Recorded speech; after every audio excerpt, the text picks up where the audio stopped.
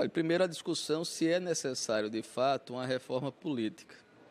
Se coloca sempre que a reforma política é a solução para a realidade nacional, por exemplo, a discussão agora da Petrobras, como se o problema da corrupção fosse um problema do sistema eleitoral, do financiamento da campanha.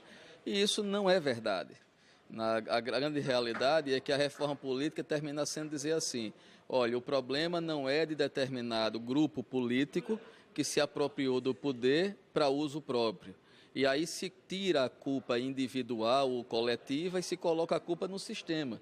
É uma forma, na verdade, de tirar a responsabilidade de quem está no poder e colocar para um sistema que, na verdade, não é nada, não é ninguém, e como se tivesse uma solução mágica para uma reforma política ideal que não existe.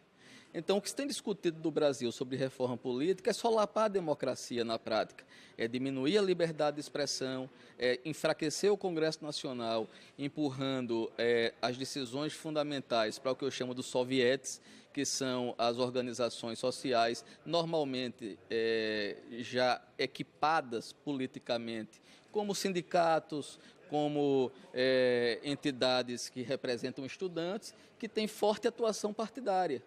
Então, e com isso se enfraquece o Congresso Nacional.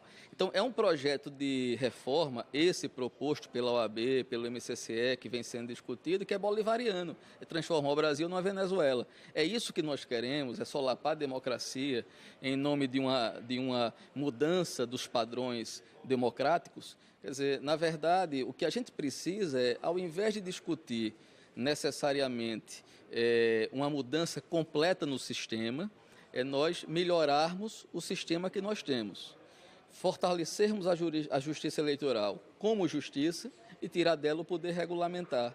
Hoje você começa a eleição com a regra, essa regra no meio da eleição muda porque o Tribunal Superior Eleitoral muda a interpretação. Então, por exemplo, a eleição presidencial agora, a liberdade de propaganda e de crítica era absoluta.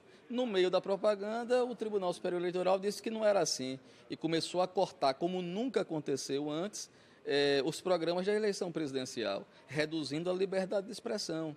Deixa os candidatos se degladiarem. A eleição não é feita só para se mostrar propostas, não. É para se mostrar também a realidade do candidato. Os erros dele, a vida pregressa dele, as ideias dele. Essa realidade ela é fundamental, por exemplo, porque o candidato ele se compromete com a proposta.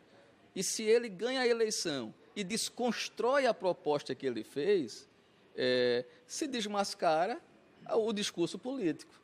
Por exemplo, se eu faço um discurso político para me eleger de que não se pode colocar banqueiro no Ministério da Fazenda, não se pode aumentar preço de gasolina, não se pode aumentar juros, termina a eleição, se aumenta juros, se aumenta o preço da gasolina e se coloca banqueiro no Ministério da Fazenda, há uma dissociação entre quem foi eleito e o candidato que se elegeu com um discurso diferente. Como é que a gente não vai diminuir a liberdade de expressão quando essas realidades elas precisam ser desnudadas? Então, a reforma política que se quer fazer e da qual nós somos críticos e, por isso, esse ciclo de eleitoralistas é uma proposta que solapa e diminui a democracia em favor de determinados grupos chamados coletivos públicos que, na verdade, destroem o poder do Congresso e entregam a determinados partidos políticos que monopolizam essas entidades. Estamos caminhando para quê? Para a Bolívia, para a Venezuela, para o Equador. Então, essa reforma política, na verdade, ela é equivocada do começo ao fim.